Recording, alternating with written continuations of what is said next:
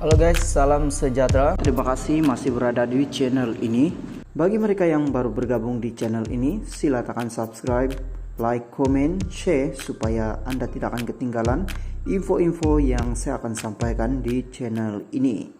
Berita hari ini saya mau kongsikan kepada Anda daripada berita harian. Rafizi didakwa angku tidak kompeten.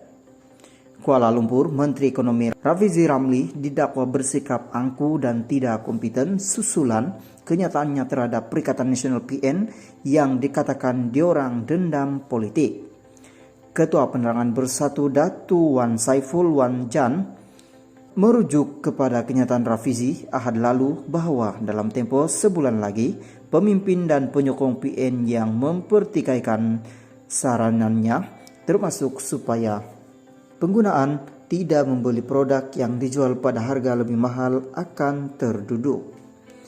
Wan Saiful juga mencadangkan kepada Perdana Menteri Datuk Seri Anwar Ibrahim supaya melantik ahli parlimen Titiwangsa Datuk Seri Johari Abdul Ghani yang juga bekas Menteri Keuangan dua untuk menggantikan Rafizi jika timbalan Presiden PKR itu terus angkuh.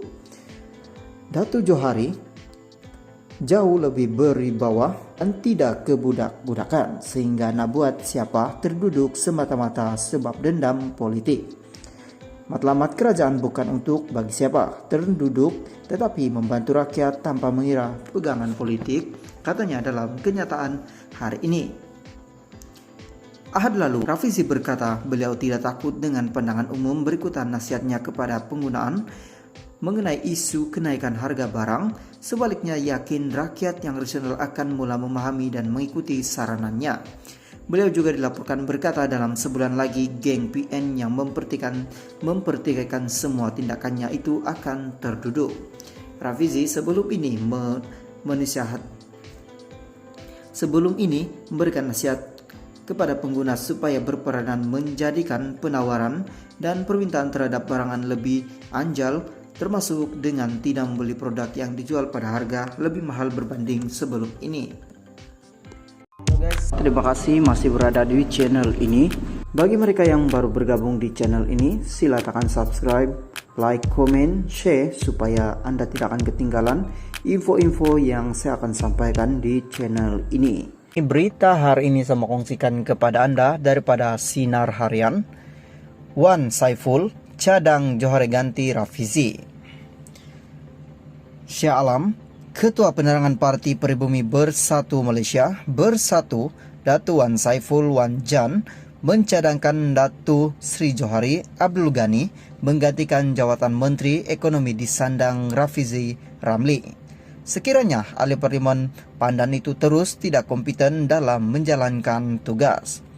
Ujur beliau, Johari jauh lebih berwibawa dan tidak kebudak-budakan sehingga membuat semua pihak terduduk semata-mata sebab demam politik. Matlamat kerajaan bukan untuk bagi sesiapa terduduk, tetapi matlamat kerajaan ialah membantu rakyat tanpa mengira pegangan politik. Sepatutnya pada masa ini latihan bagaimana nak memulakan supply side reform, pembaruan dari segi penawaran, supaya kita ada penyelesaian jangka panjang berkaitan harga barang. Pada Jumaat, Rafizi berkata penggunaan perlu berperanan menjadikan penawaran dan permintaan terhadap barangan lebih anjal, termasuk dengan tidak membeli produk yang dijual pada harga lebih mahal berbanding sebelum ini. Pada Isnin, Rafizi dalam laporan media memaklumkan bahwa pemimpin PN yang mempertikaikan kenyataannya berhubung isu penawaran dan permintaan barangan akan terduduk dalam sebulan lagi, setelah langkah itu difahami seluruh rakyat dengan rasional. Selain itu, ulasan Wan Saiful, sikap angkuh Pakatan Harapan PH Barisan Nasional BN itu yang menyebabkan mereka sentiasa tersasar, sedangkan sasaran sebenar sepatutnya adalah menghasilkan ide membantu rakyat. Tapi disebabkan angku, sasaran PHBN belum lagi nak balas dendam jika ada orang kritik mereka. Akibatnya, penyelesaian masalah rakyat masih belum ada. semasa bekas Perdana Menteri Datuk Seri Muhyiddin Yassin dan Perikatan Nasional PN memegang kuasa, kita perhati menjaga kebajikan semua rakyat dan kita langsung tidak pernah terniat supaya PH terduduk. Tak kira PN atau PH, semua kita bantu. Itulah beza kerajaan PN yang adil dan PHBN yang tidak kompeten, katanya, ujurnya. Guys, salam sejahtera. Terima kasih masih berada di channel ini. Bagi mereka yang belum subscribe channel ini, sila subscribe dan like, komen, share supaya Anda tidak akan ketinggalan info-info yang saya akan sampaikan di channel ini.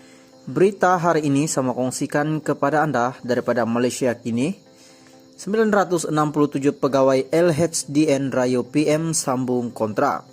Kumpulan yang mewakili 967 pegawai lembaga hasil dalam negeri LHDN yang menerima gaji harian dan berisiko hilang pekerjaan menjelang tahun baru merayu Perdana Menteri Anwar Ibrahim menyambung kontrak mereka. Bekas pengurusi PKR Terengganu, Azan Ismail berkata dia menerima maklumat mengenai pegawai berkenaan yang masih tidak pasti akan status pekerjaan mereka. Katanya, kumpulan itu akan menyerahkan surat secara rasmi kepada Anwar yang juga Menteri Keuangan tidak lama lagi. Terdapat keimbangan mengenai kesan hilang pekerjaan secara tiba-tiba jika tiada pertimbangan segera dibuat untuk melanjutkan kontrak mereka. Rayuan kepada Perdana Menteri ini sangat penting supaya kontrak mereka boleh dilanjutkan, kata Azan kepada Malaysia kini.